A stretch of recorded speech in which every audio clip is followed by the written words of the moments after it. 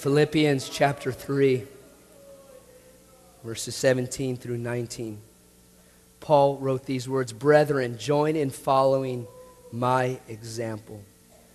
And I thank God that even in my own life, I've had men and women who've lived this life, and they gave me a godly example to follow.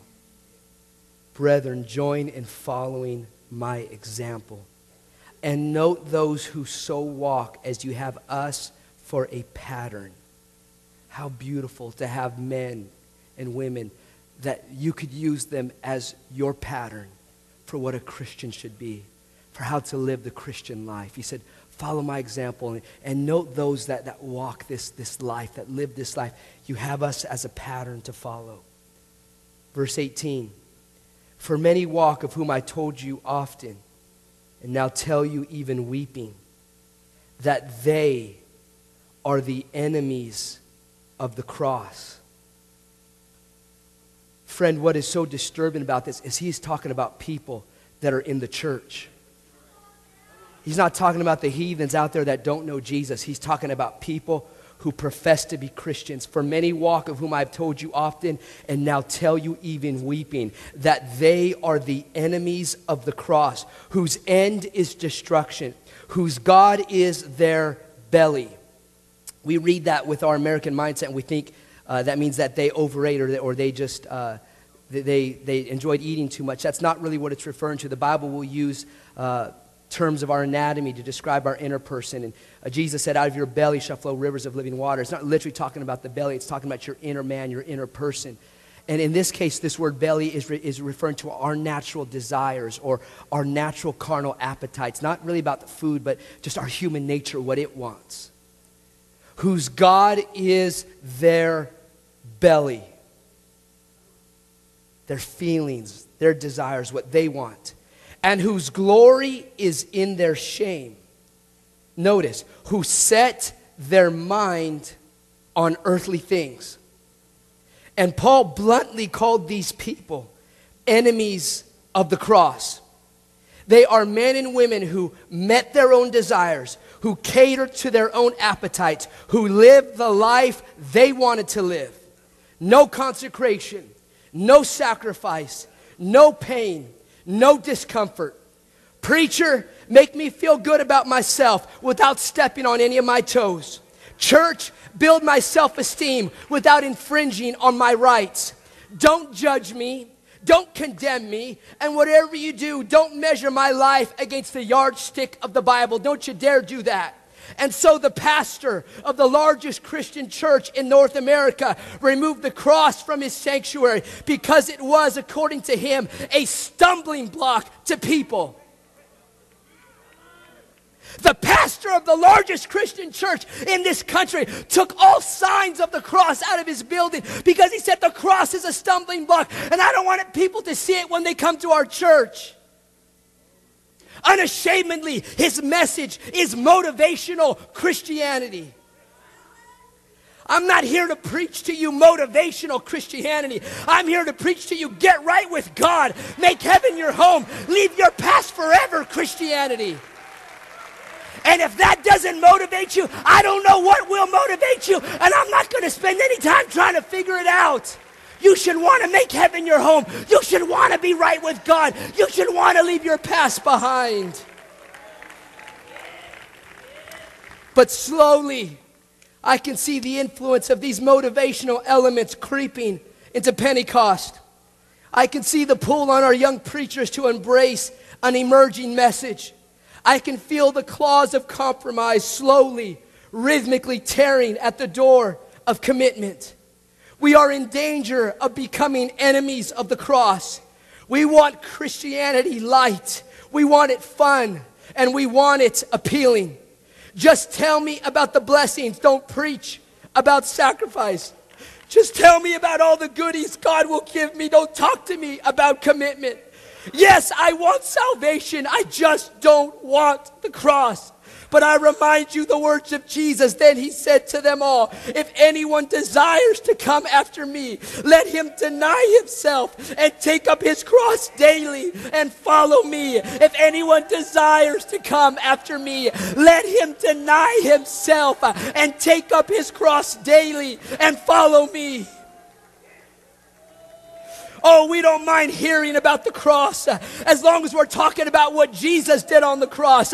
But don't start getting on all that stuff about us bearing the cross. No, sir, that's not for us. I'll hear about the cross when it means Jesus died for my sins. But I don't want to hear about the cross when it comes to my lifestyle and my sacrifice and my commitment and my consecration. Then he said to them all, if anyone will come after me, let him deny himself. Let him put his will down. Let him deny himself and take up his cross and follow me. It's the word of God and it's not changing.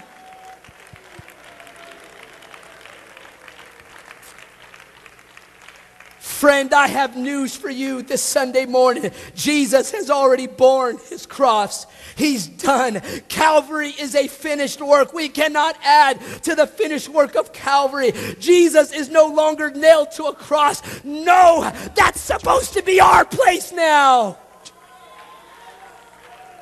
I knew you wouldn't like it. I warned you you wouldn't like it. But that's the truth of the word of God. If anyone desires to come after me, let him deny himself and take up his cross and follow me. It's the word of God and it's not changing. We didn't get here by accident. It was brave men and women who did not shrink back from pain. It was strong men and women who did not shirk the responsibility of the cross. They are the reason we are here today. How can we forget the sacrifices made to get us where we are this morning? How can we forget the trails blazed by men like A.D. Urshan or G.T. Haywood or C.P. Kilgore or Vor Shoemake or David Gray or Clyde Haney or Verbal Bean or E.L. Freeman?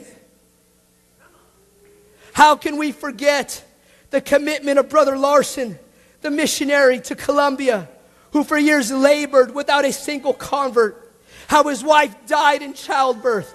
How he made her coffin with his own hands. How he dug her grave as the natives stood around and watched. How he refused to come home because he knew Colombia needed Pentecost. How he stayed there and labored. And how revival broke out. And revival has never stopped in the nation of Colombia.